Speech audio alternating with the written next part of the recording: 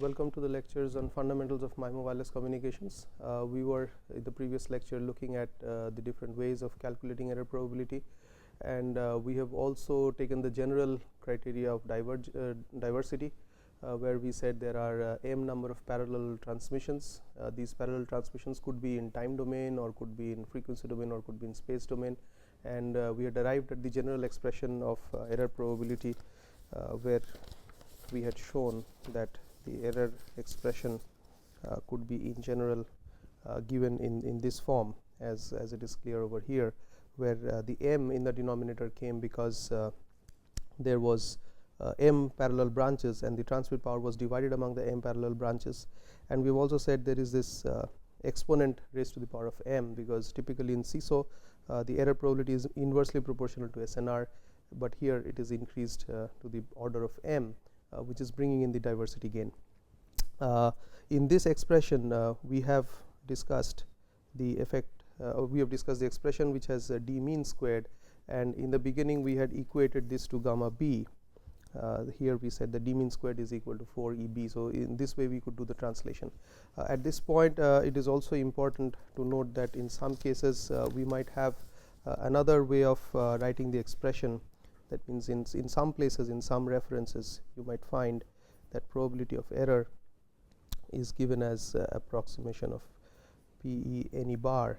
That I'll explain all the things.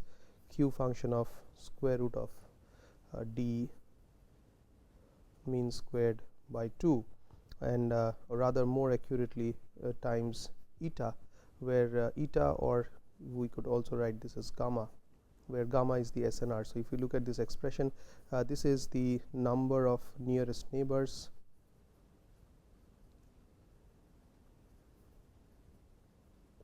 and d min is the separation distance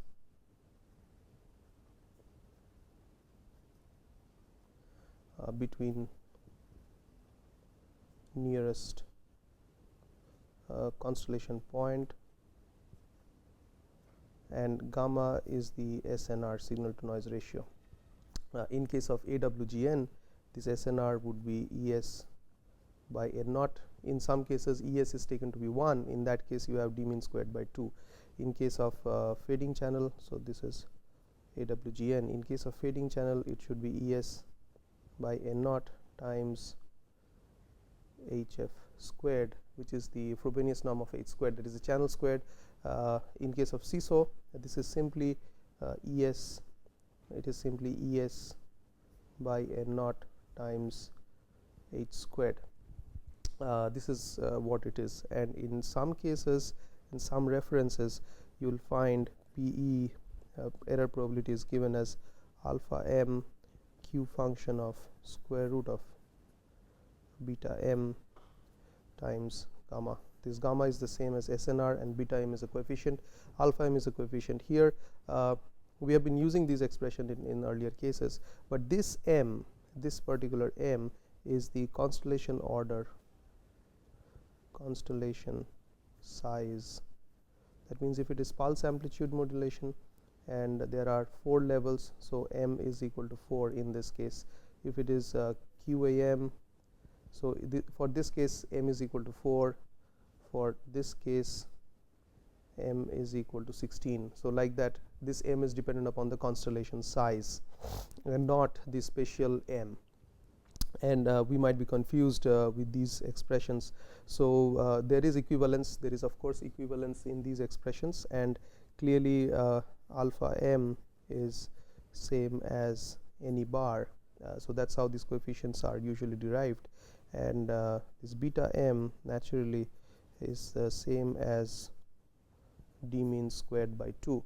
So if we use these translations, then these expressions turn out to be the same, and the error probability expressions work out as the same. So there is no more problem with them. So you might find this in different places, and for details on these you could refer to many different books. One of them would be Wireless Communications by Andrea Goldsmith, and the expressions that we'll be following mainly would be with this. So on and off we'll be giving the translation with respect to alpha m and beta m and show their equivalence. So as of now I'll carry on and show you how they are the same exactly when we take just pure diversity case. So for the diversity scenario,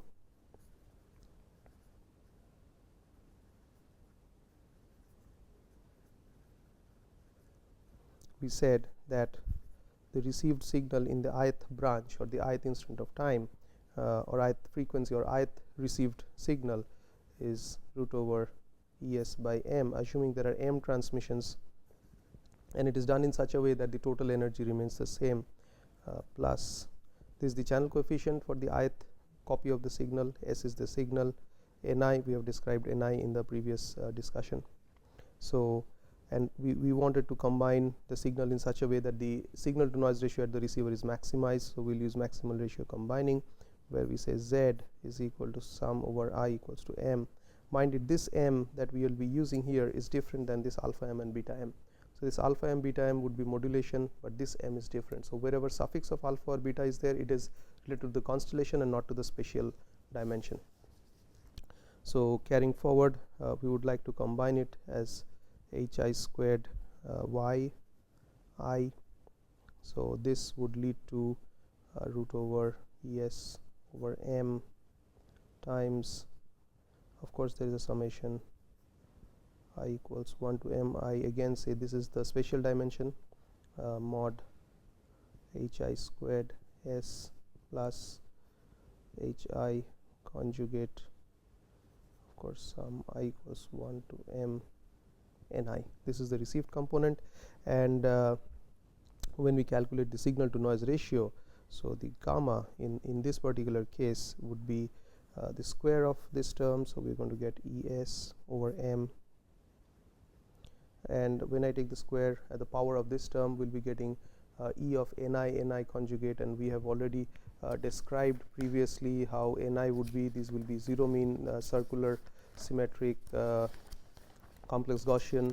So, and they are independent of each other, that we have already mentioned in our previous discussions. So, we are going to get n naught in the denominator because of this, and we will be getting in the numerator sum over mod hi squared I equals 1 to m.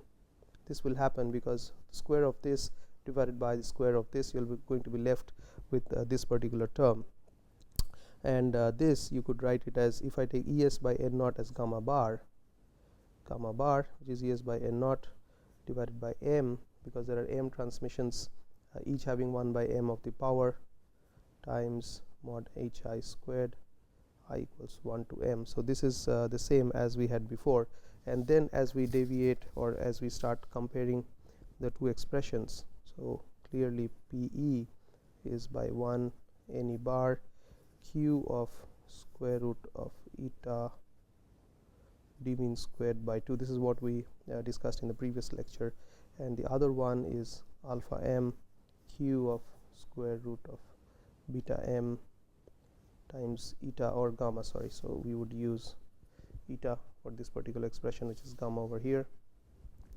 So, that is using the Chernoff bound, this is less than or equal to ne bar e to the power of minus will eta d mean squared by 4, 2 and another 2 because of Chernoff bound, and here is less than or equal to alpha m e to the power of minus beta m eta by 2, and this is equal to ne bar e to the power of minus, if you see this expression, it is gamma bar by 4 m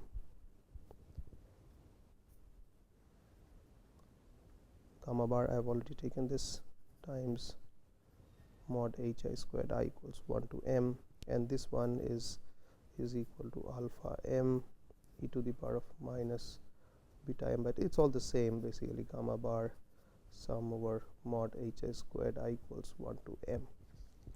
And the next step would be to calculate Pe bar, that is expected value of probability of error.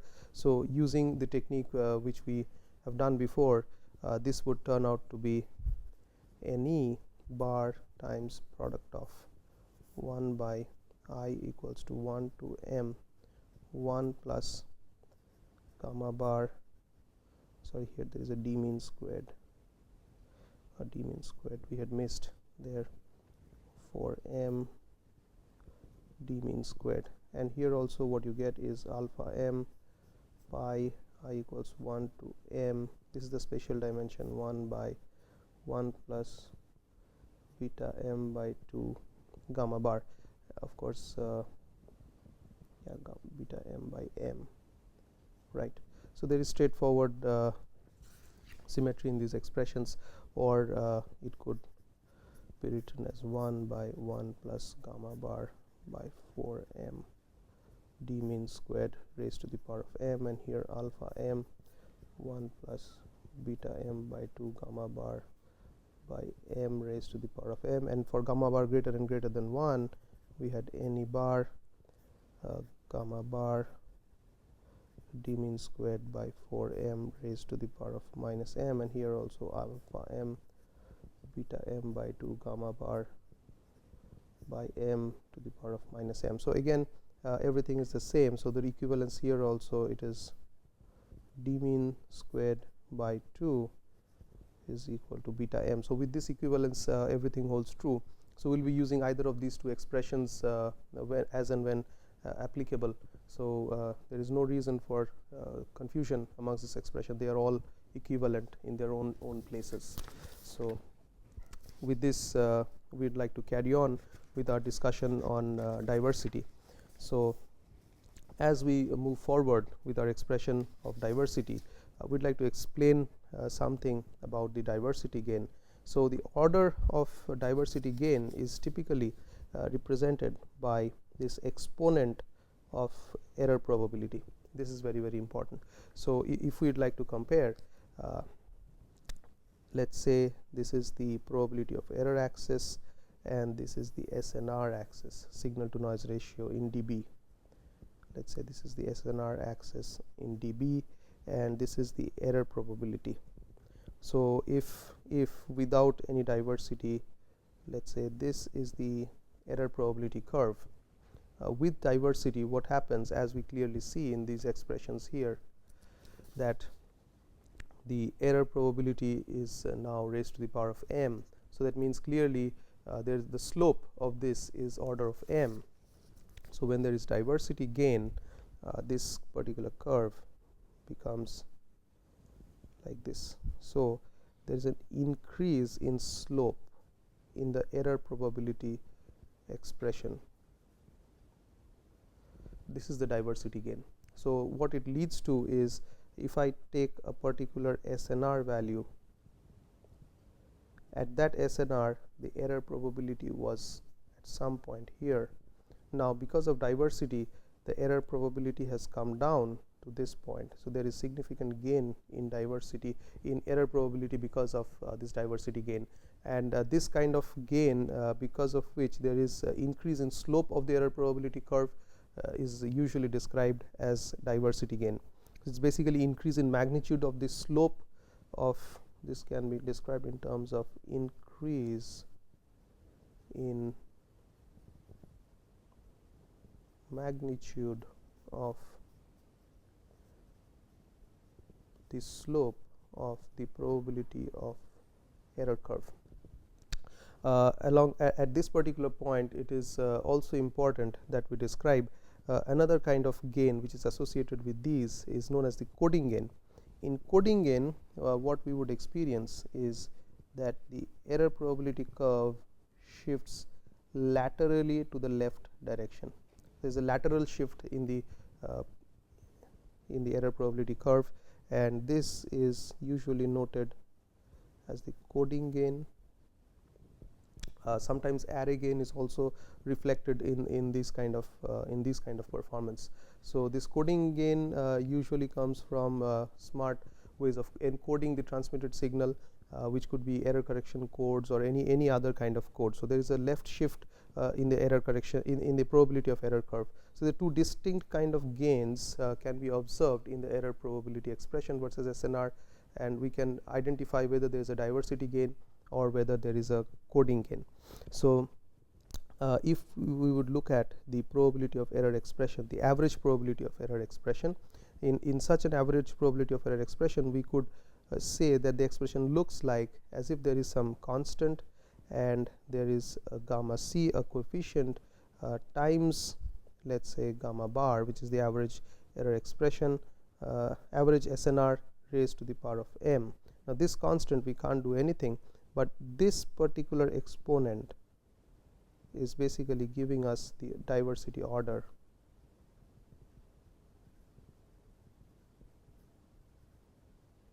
or the diversity gain that is available, and this particular coefficient is indicating of the coding gain. So, this is how these two gains can be understood when looking at the probability of error expression. And if we take a look at this particular curve, it would be evident that this is also equals to C gamma bar raised to the power of minus m. So, if I take the log of probability of error, because this is in the log axis, right. So, we could take it in the log domain. This would be some logarithm of C, some constant term, plus minus m times log of gamma C plus log of gamma bar. So, clearly what we can see is that there is this left shift because of this, and this is causing the additional increase in probability of error expression. So, clearly you can also understand it in these terms. So, essentially diversity gain, as we are seeing, as SNR increases, the gain due to diversity is significantly higher, whereas the array gain is almost the same in all range of SNR. So, the curve essentially from here just simply shifts to the left. So, it translates, whereas here the curve changes the slope, and as SNR increases, the gain that is achieved is much more than compared to in the condition where the SNR is less, and that is also evident here because the SNR is raised to the power of m. So, higher SNR, there is higher order, and the gains are even more. This is something important which we would like to remember when we are understanding diversity gain or coding gain. So, after this we can see that when we look at spatial diversity,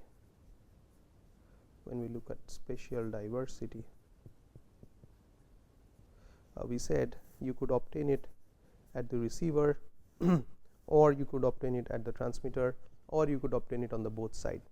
On the receiver side, we have seen there is selection combining, there is maximal ratio combining. We have seen the PDF of SNR in both the cases. We have seen how to calculate error probability in case of MRC. For selection combining, we have given you the expression. To get the exact numbers, one has to do numerical technique. So, now it is time that since we have looked at how diversity can be taken advantage of at the receiver, we would like to see how diversity can be taken advantage at the transmitter. So, when we go to the transmitter, again there are two techniques. One is with channel state information at the transmitter, and another is without channel state information at the transmitter. We will take a look at the with channel state information as well as without channel state information. And finally, you could obtain diversity gains by using both transmitter and receiver at the same time. We will also have a look at that slowly in the few lectures to come.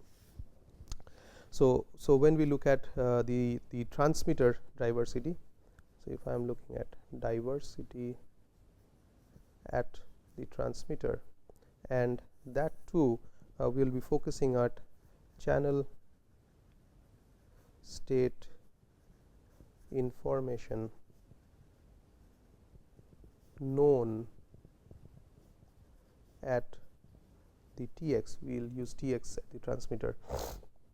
In short, we can say the channel known at the transmitter. Okay, and we will begin with the case. We can always consider the case where there are multiple antennas at the transmitter and there is single antenna at the receiver. So, this is the case which we will consider. So, this is basically the MISO, multiple input single output scenario. So, we will remain with our assumptions of the channel. So, in this case we will assume that the channel vector is given by H1, H2 up to HMT. This is the convention that we have used. In case of CMO, that is single input multiple output, this was a column instead of a row.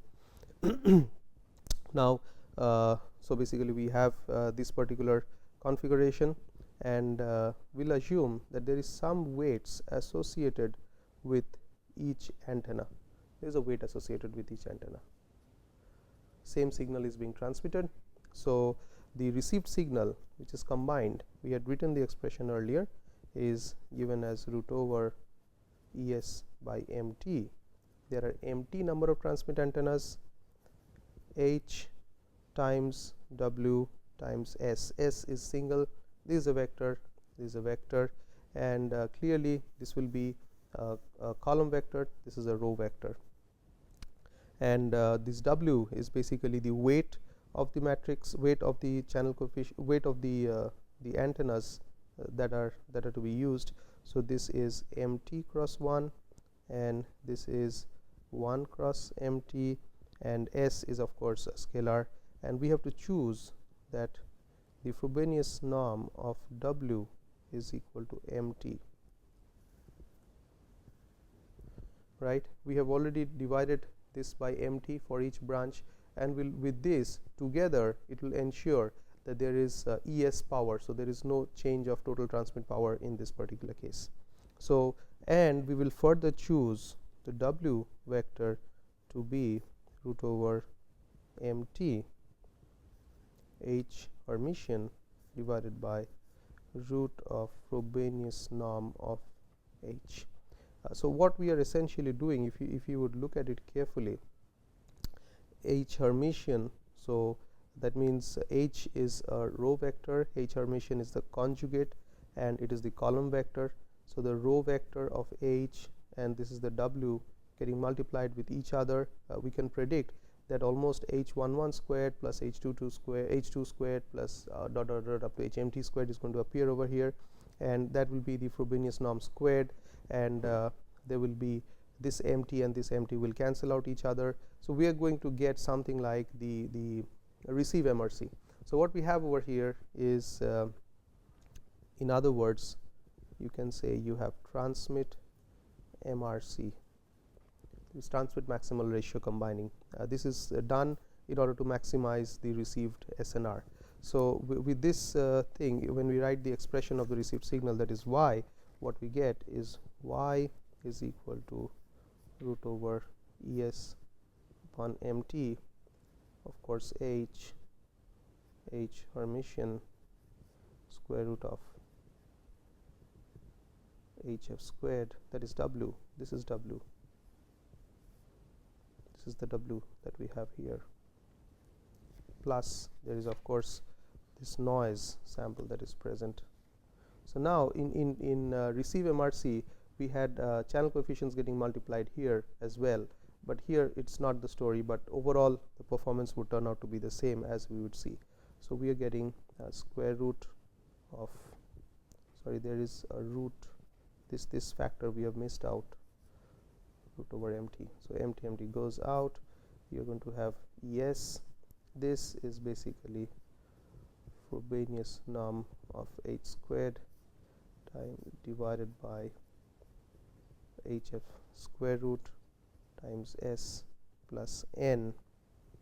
So essentially what we have is root over ES square root of HF squared S plus N. This is the received signal.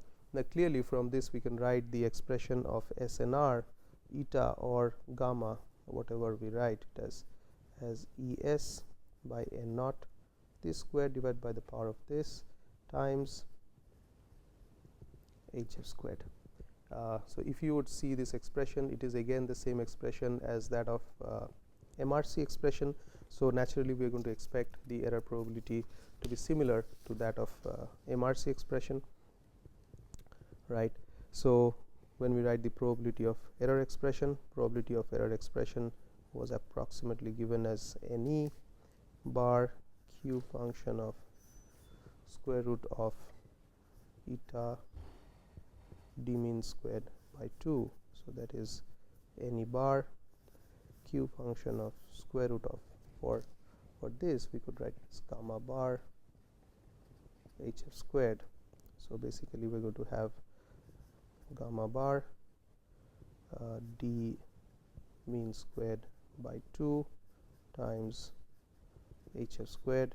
Rest of it would follow any bar. This is less than or equal to e to the power of minus gamma bar d mean squared by 4 times hf squared. This 4 because this whole squared divided by 2, the argument of this square divided by 2, so 2 times 2 is 4. So we have this. Now this would naturally lead to is equal to any bar pi I equals 1 to, here it is mt 1 by 1 plus gamma bar d mean squared by 4. Right. So what is different than the pure diversity case? There was an m over here because there were like m separate branches, but in this case the m is gone because we are doing this kind of combining. It's because particularly because of the w that we have chosen in this case, so that helps a lot.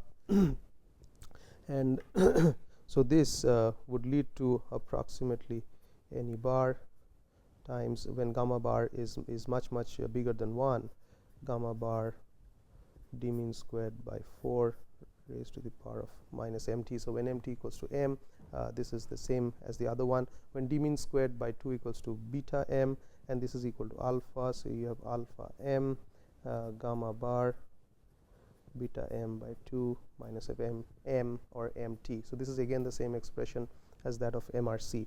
Now here what we should note is when we are calculating this expression eta, so eta or gamma is given as gamma bar times hf squared. So if I have to take this, I would write it as gamma sigma. The expected value of gamma sigma bar is gamma bar times the expected value of this. The expected value of this is h11 squared plus h1 squared plus h2 squared up to hmt squared, and e of h1 squared is equal to e of h2 squared, and so on. So and e of h1 squared, so basically if you look at this, this is sum over hi squared, I equals 1 to mt, and there is an expectation. So with independent assumption, you have e of hi squared and a summation, and each of these is equal to 1, and this summation is equal to 1 to mt. So together you're going to have mt. So basically this times mt. So what you get is that there is an average increase in SNR, as well as there is this diversity gain of order mt even in this scheme. So what we can say is, in this form of transmit diversity, when channel is known at the transmitter, we have the transmit MRC scheme, and what it boils down to is the performance is same as that of the receive MRC. So if you are doing transmit MRC with full knowledge of channel at the transmitter, you would get the same error probability expression as that of receive MRC, and the performance is identical to that of receive MRC. We stop this lecture at this point. Thank you.